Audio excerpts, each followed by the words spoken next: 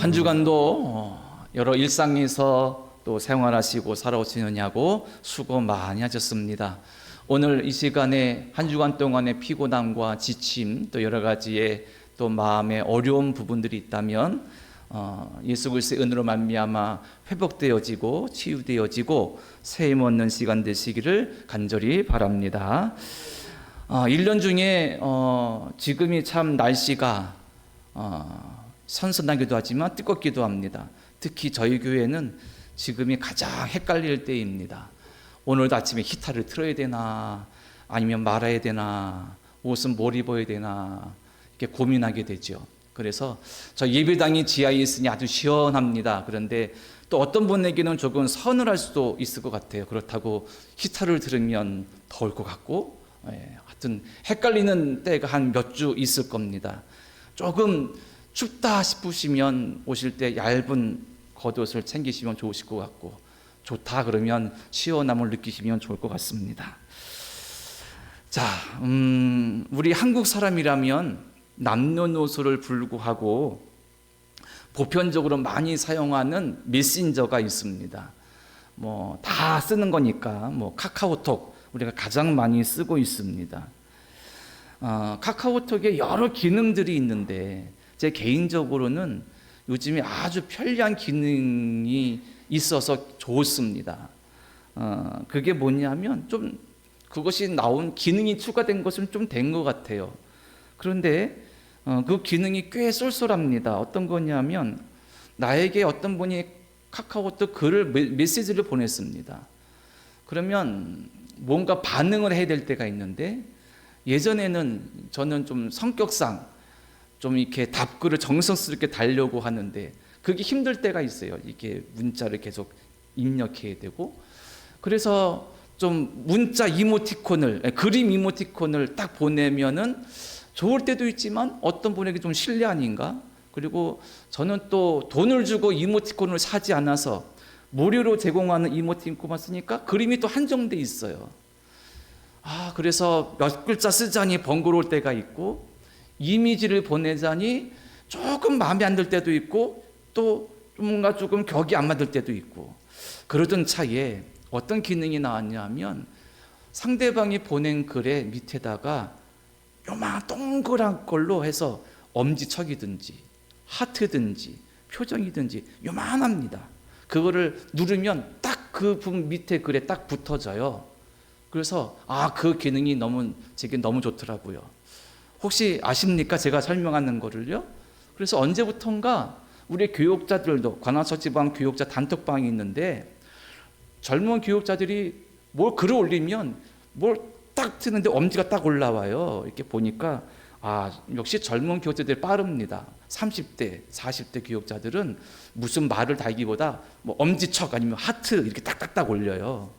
그게 좋더라고요. 그래서 어느 순간 그게 보편화돼서 굳이 밑에다가 설명해서 좋습니다, 감사합니다 하지 않고 엄지척 한다든가 좀 어른이면 하트 표시를 한다든가 그렇게 하는 걸로 지금 많이 분위기가 바뀌었습니다. 저는 그것이 너무 편리하더라고요.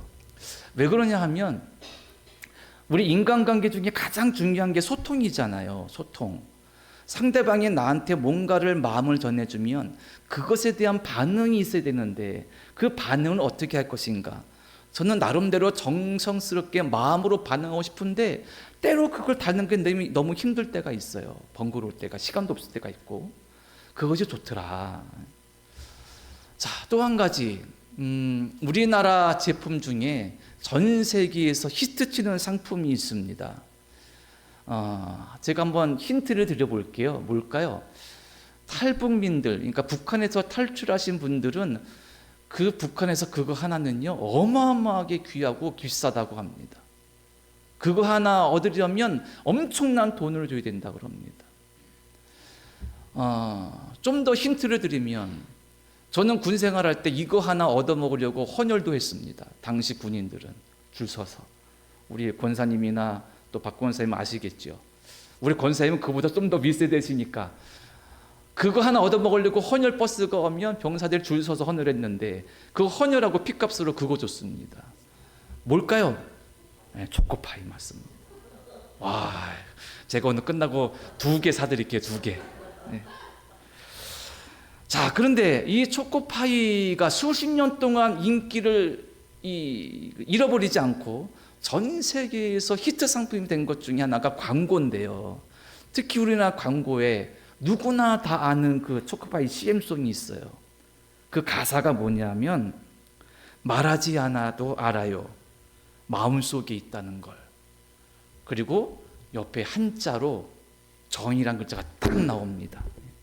그래서 그 초코파이 선전을 보면, 광고 보면 괜히 마음이 뭉클할 때가 있어요. 말하지 않아도 알아요. 이미 내 마음속에 있다는 걸. 정. 초코파이 하나 주고받으면서 광고를 어떻게 잘 만들었나. 수십 년 동안 그게 이어지고 있습니다. 그 CM송이 제가 설교 준비하면서 찾아봤더니 20년 전에도 그걸 썼어요. 바뀌지가 않고 있습니다. 여기서도 중요한 건 무엇입니까? 말하지 않아도 내 마음 알아주는 것. 누군가 내 마음 알아줬으면, 누군가 나의 마음을 좀 위로해줬으면. 카카오톡에 문자 메시지 주고받으면서 뭔가 반응하는 것도 마음에 대한 소통, 누가 내 마음을 공감해줬으면. 내 마음을 알아주지 못해서 사람이 너무 힘들고 피곤할 때가 있어요. 우울할 때가 있고 외로울 때가 있습니다. 말하지 않아도 내 슬픔을, 내 힘든 것을, 내 형편을 누가 알아주고 누가 좀 공감해 줬으면. 그게 사람의 마음이고, 인간관계가 좀 형식적이 아니라 진짜 친한 관계로 들어갈 수 있는 가장 중요한 매개체가 될 것이고, 그 사람의 인격을 판단할 수 있는 중요한 요소가 됩니다. 마음을 알아주는 것. 우리가 오늘 시편 25편의 1절로 5절까지 읽었는데 여러 의미들이 있으나 다윗의 시로 알려진 이 시편에서 다윗이 이런 마음을 전하고 있는 겁니다. 누가 내 마음을 좀 알아줘 줬으면. 그런데 다른 사람들은 내 마음을 몰라줍니다. 하나님이 알아주신다 그겁니다. 그러면서 하나님, 저를 누가 해하려고 합니다. 죽이려고 합니다. 왕의 자리에 있으니 남들은 부러워하고 무릎 꿇고 막 그러지만 외롭습니다. 하나님, 제 마음을 좀 알아주세요. 저는 어떻게 됩니까? 이런 겁니다. 특히 이 25편의 이 다윗의 시가 개인적인 마음을 하나님께 고백하는 시이지만 우리에게 더 의미가 있는 것은 끝절인 22절에 보면 이렇게 끝나요. 하나님이여 이스라엘을 그 모든 환난에서 속량하소서. 21절까지는 개인적인 고백을 시로 고백했는데 22절을 마치면서는 이스라엘의 모든 사람들을 환난에서 속량해 주소서. 그러니까 모든 사람들을 위한 기도와 간구가 되는 거예요. 우리의 기도가 되는 겁니다. 우리도 위로받았으면 좋겠습니다. 저도 누구에겐가 위로받았으면 좋겠고, 저도 누구를 위로해 줄 수 있는 마음의 여유가 있으면 좋겠고, 풍성함이 있었으면 좋겠습니다. 그런데 우리의 삶이 지치고 힘들다 보니 그게 잘 안 되잖아요. 위로받고 싶다면, 그래서 좀 평안을 얻고 싶다면, 누군가를 위로해 주고 싶다면, 누구의 마음속에도 평안이 있었으면 좋겠다고 생각된다면 오늘 말씀이 그 답을 우리에게 알려줍니다. 자, 먼저 다윗의 고백 5절을 보면 이렇게 말합니다. 주의 진리로 나를 지도하시고 교훈하소서.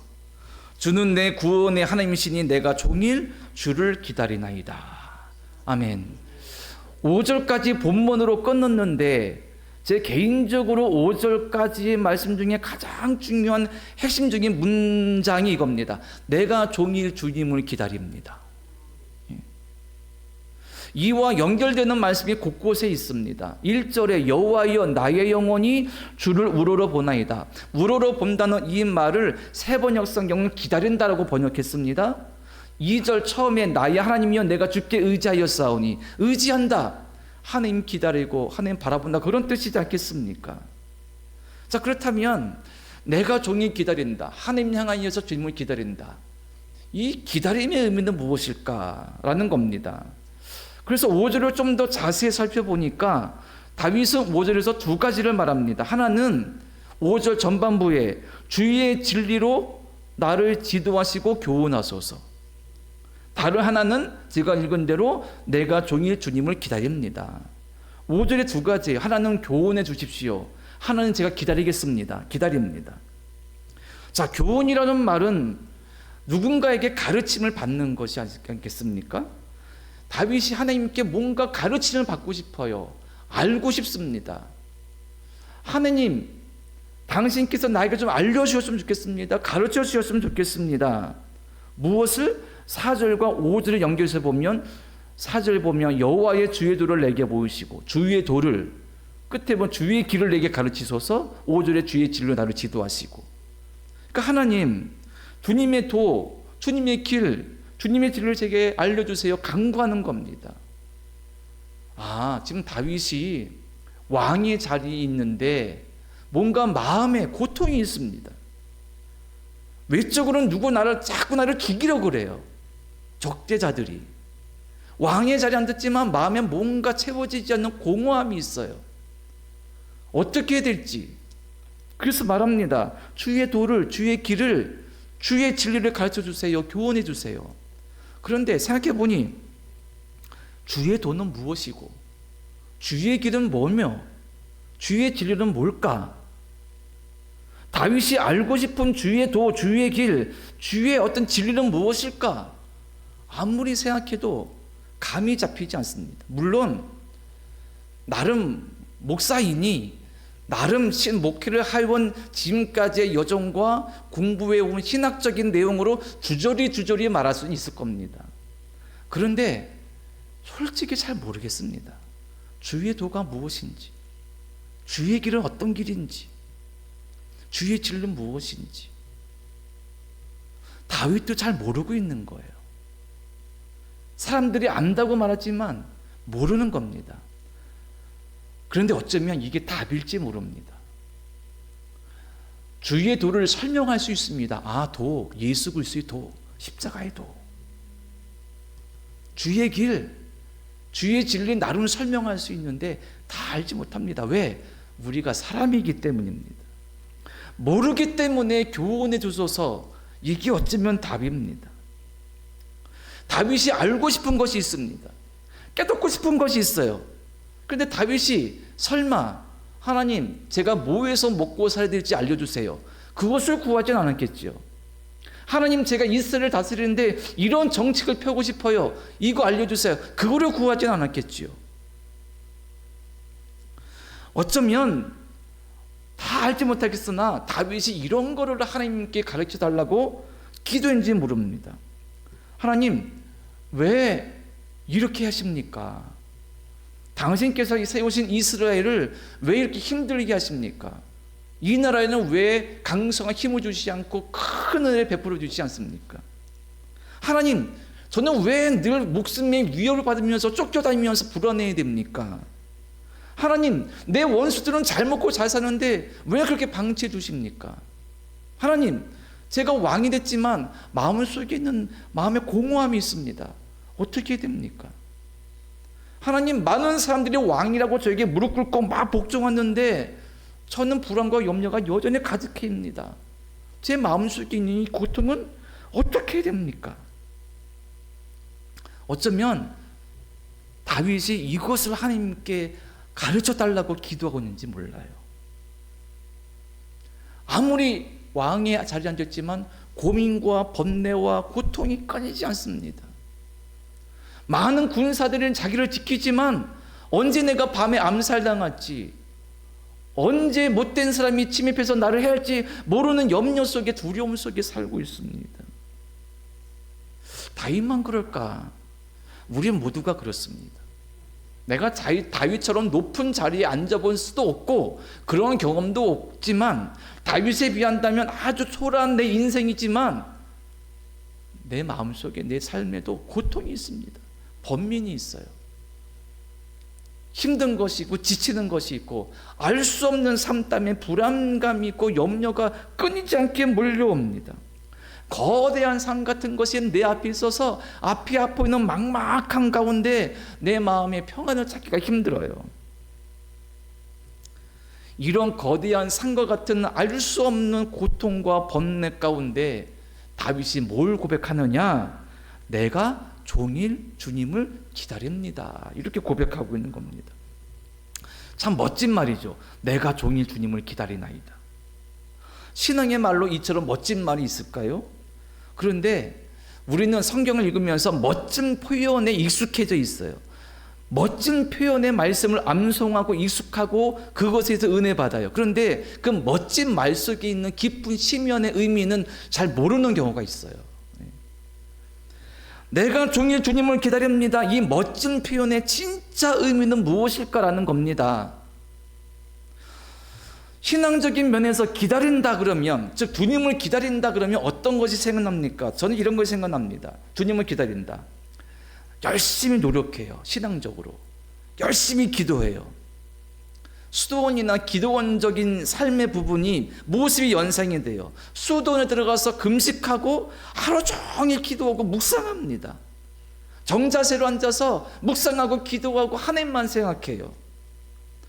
하루 종일 기도만 하든지, 하루 종일 구별된 곳에서 찬송만 하고 말씀만 읽든지, 세상과 삶의 일상은 우선 뒤로 밀어놓고 기도원에 가서 하루 종일 며칠이고 금식하면서 기도하고 말씀만 보고 찬양만 불러요. 어쩌면 주님을 기다립니다 라는 이 다윗의 멋진 표현이 우리의 이미지에는 이런 걸로 설명되거나 그려질 수 있을 것 같기도 해요. 그런데 거기다가 다윗이 뭘 붙였습니까? 종일, 하루 종일. 생각해보면 이렇습니다. 목사인 저도 하루 종일 예배당에 앉아가지고 기도하고 말씀만 보지 못해요. 저도 해봤는데 너무 힘들어요. 그게 때로 기쁘고 간절해서 필요할 때도 있으나 매일 그렇게 못합니다. 한때 저도 저희 예배당이 지하니까 대낮에도 불 안 켜면 앞이 안 보입니다. 작은 미트 하나 켜놓고 아주 종일 여기서 기도하고 눈물 흘리며 그럴 때가 있었어요. 힘들어요. 하루 이틀이지. 그러니까 종일 주님을 기다린다는 것은 우리가 알고 있는 신앙적인 어떤 열심이나 간절함의 의미보다 다른 의미인 것 같아요. 그렇다고 다윗이 종일 기다립니다, 이거는 어떤 외적인 행위의 표현이 아니라 마음의 간절함의 표현이야 라고 내적인 것을 말한다 할지라도, 우리가 어떻게 먹고 살기 위해서 하루 종일 일하면서 살아야 되는데 하루 종일 하나님만 생각하고 하루 종일 말씀만 읽고 하루 종일 찬송만 하고 하루 종일 교회만 생각하고 하루 종일 하나님만 생각할 수 있겠습니까? 불가능한 거예요. 그러면 정말 이 뜻이 무엇일까? 다윗이 주님, 저는 종일 주님만을 기다립니다. 이 뜻이 무엇일까라는 겁니다. 저는 이렇게 생각합니다. 이 고백 속에 우리에게 주시는 가장 중요한 메시지는 하나님을 만나는 곳, 하나님을 만나는 경험입니다. 사랑하는 성도 여러분, 어떻게 하나님을 만나셨고, 어떻게 지금 하나님을 만나고 계시고, 어떻게 하나님을 경험하셨고, 어떻게 하나님의 인재를 경험하고 계십니까? 다윗의 고백이 그거인 것 같아요. 내가 지금 어떻게 하나님을 만나고, 어느 자리에서 하나님을 만나고, 어떻게 하나님을 경험하고, 어떻게 하나님의 살아계심을 경험하며 살고 있는지, 그 표현이 내가 종일 주님을 기다립니다 라는 글 속에 담겨 있는 것 같아요. 예를 들면 이렇게 설명드리고 싶습니다. 저는 예전에 오랜 시간 동안 친구를 기다린 경험이 한두 번 있어요. 다 있겠죠. 물론 좀 더 과장해서 설명드리면, 핸드폰은 고사하고 삐삐도 없던 시대, 우리 누구를 만나면 어떻게 약속했습니까? 집에 있는 전화로, 공중전화로 약속했습니다. 아니면 그 전에 만났을 때 다음에 몇 월 며칠 몇 시 어디서 만나자 약속을 했죠. 수첩에 기록해 놓습니다. 그리고 대표적인 만남의 장소들이 있었습니다. 기억나지는 만남의 장소 있습니까? 저는 종로의 종각에 있는 종로 서점 앞에서, 교보문고 앞에서, 강남의 무슨 빵집 앞에서, 사당역에서, 어디 용산역 앞에서. 그러면 그 시간에 가면 만나려고 기다리는 사람들이 다 거기 와서 기다리고 있어요. 근데 이런 기억이 있는 겁니다. 약속 장소 갔는데 좀 1, 20분 지나도 안 와요. 코리안 타임 1, 20분 기다립니다. 30분 지나가요. 안 오네? 공중전화에서 집에 전화했는데 전화도 안 받았습니다. 아, 얘 나갔구나. 왜 늦는 거야? 뭐 일이 있나? 잊어버렸나? 딴 데 가고 있나? 연락할 방법이 없죠. 무작정 기다립니다. 시간이 좀 더 지나가요. 좀 뭐가 오릅니까? 속에서 화가 올라옵니다. 좀 더 기다려보자. 그래서 1시간이 지나갔다고 쳐봐요. 그러면 속에서 올라오는 게 뭐가 됩니까? 표현되죠. 거친 말로 이놈 XX가 나오고 주변에 둘러봅니다. 좀 더 지났다 치자고요. 1시간 반 기다렸어요. 그러면 어떻게 됩니까? 터져버립니다. 그리고 갈등하죠. 집에 가 말어. 갈까 말까. 그러다가 더 지나면은 제 경험을 씁니다. 그것이 몇 시간 지나가니까 어느 순간 초연해집니다. 초연해져. 뭐든 아든 상관없어요. 내가 기다린 시간이 아깝기도 하고 또 지금 와도 별 화가 안 날 것 같아요. 초연해지는 때가 옵니다. 그래도 안 와요. 그러면 이 초연을 넘어서 이제 그 시간을 그냥 즐겨요. 옆에 만나는 사람들 지켜보고 주변 구경하고 그리고 너무 시간을 지내니까 아이고 집에 가야겠다. 어느 순간 초연해지는 순간이 찾아오더라고요. 기다림 속에. 이것에 빗대어서 오늘 다윗이 말하는 바 내가 종의 주를 기다리나이다. 이것을 설명해 드리면 이럴 것 같습니다. 다윗도 절박해요. 간절해요. 누구를 만난다고 생각하면 빨리 만났으면 좋겠어요. 근데 만나지지가 않아요. 그 대상이 하나님입니다. 하나님이 만나지지가 않아요. 하나님이 느껴지지가 않아요. 하나님이 경험되어지지가 않아요. 근데 나는 너무 힘들어요. 죽겠습니다. 누군가 늘 내 목숨을 위협하고 있고 내 마음속에서는 고뇌와 번뇌가 있고요. 왕이지만 그래서 여러 아내들이 있고 여러 자식들이 있는데 가정은 화평하지가 않아요. 자식들은 지들끼리 싸웁니다. 마음속에 뭔가 불안과 염려가 가득해요. 그런 상황 보니까 하나님 도대체 지금 뭐 하십니까? 저 죽겠는데. 근데 하나님은 아무런 반응도 없어요. 만나지지가 않고 느껴지지가 않습니다. 그래서 목 놓아 기도하고 눈물 뿌리며 기도해도 하나님이 안 느껴지는 거예요. 그런데 어느 순간이 되니까 좀 차분해집니다. 그러면서 뭐가 고백되어지냐 하면 5절 중반에 우리가 그냥 무심코 읽었지만 이런 내용이 있어요. 주의 진리로 나를 지도하시고 교훈하소서. 주는 내 구원의 하나님이시니 내가 종의 주를 기다리나이다. 빠진 게 뭡니까? 우리가 지금 조금 지나간 거. 내가 종의 주를 기다리는 앞에 내 구원의 하나님이시니 내가 그렇게 하나님을 찾을 때 하나님이 안 느껴졌는데 그 상황과 환경 속에서 내가 점점 격해지고 하나님께 대한 마음이 불평과 원망으로 차오를 때 한 가지 깨달음이 뭡니까? 내 구원해 주실 분은 하나님 한 분이시다. 그때 그 기다림 속에서 마음이 차분해지는 거예요. 마음이 진정되는 겁니다. 억누를 수 없었던 분노, 원망, 불평, 증오와 고통의 감정들이 차분해지며 잠잠해지기 시작한 겁니다.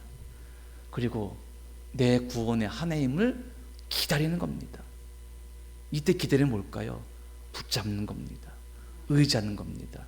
맡기는 겁니다. 맞아요. 하나님, 제가 어떤 삶을 살지 모르겠으나 당신께서 나를 구원하시는 분이시니 당신께서 나를 살리실 줄 믿습니다. 이 고백이 들어가는 거예요. 그래서 이 깨달음이 온 순간에도 내 상황과 형편은 별 차이가 없어요. 여전히 고통스럽고 힘들고 누군가 내 목숨을 노리고 있어요. 하지만 여기서 내가 죽지 않는다. 이것이 끝이 아니다. 하나님이 나를 버리시지 않는다. 이 확신이 들어오는 겁니다. 그래서 그 마음을 담아 주님, 제가 주님을 종일 기다립니다. 이렇게 고백할 수 있는 겁니다. 이렇게 본다면 다윗이나 우리의 마음이나 똑같지 않습니까? 여기서 우리가 분명하게 한 가지 더 기억하며 확인할 것이 있습니다. 이 다윗의 고백의 말씀이, 하나님을 향한 이 간절한 기도의 내용이 신약에서 응답되었다는 겁니다. 참 놀라운 겁니다. 그게 뭐냐면 우리가 4절 5절을 반복해서 읽었습니다. 세 가지를 알려달라고 특정합니다. 한 가지 4절 주의 도, 두 번째 주의 길, 5절의 주의 진리. 그런데요, 예수님께서 요한복음 14장 6절에 이렇게 말씀하셨죠. 예수께서 이르시되 내가 곧 길이요 진리요 생명이니 나로 말미암지 않고는 아버지께로 올 자가 없느니라. 다윗이 고백한 간절한 기도의 주의 도, 주의 길, 주의 진리, 도가 생명으로 바뀌었을 뿐 똑같습니다. 내가 곧 길이요 진리요 생명이니 나로 말미암지 않고는 아버지께로 올 자가 없느니라. 무슨 말씀입니까? 다윗이 그토록 찾았던 주님의 도, 진리, 생명, 길, 그게 누구 안에 있습니까? 예수 그리스도 안에 있다고 말씀하시고 있고 하나님께서 이것을 응답해 주시는 겁니다.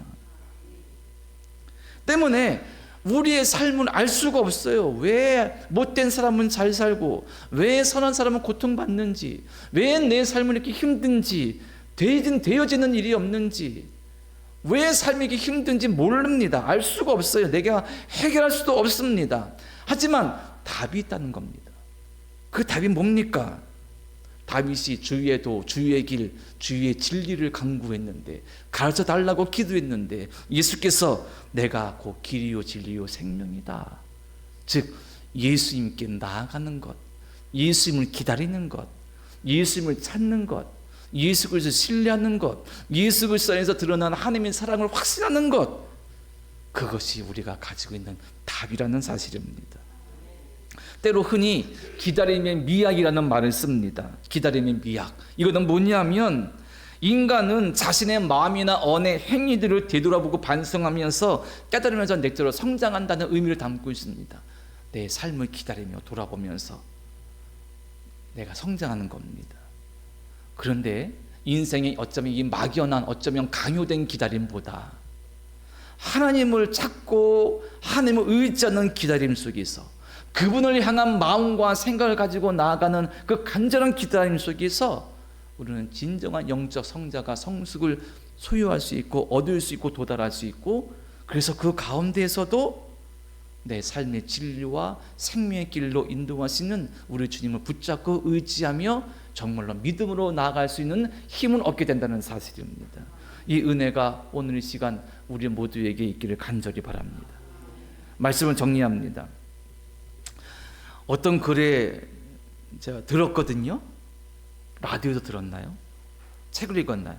제가 급하게 핸드폰에 있는 메모장에 그냥 적어놨습니다. 그리고 말씀을 준비하다 그거 생각나서 좀 열어봤습니다. 그 내용이 뭐냐면요, 민들레 홀씨는 평균 100m를 날아간답니다. 100m를 날아가서 또 다른 민들레를 틔우는 거잖아요. 민들레 홀씨. 그런데 바람을 잘 만나면 그 민들레 홀씨가요 40km까지 간답니다. 40km. 제 말이 아닙니다.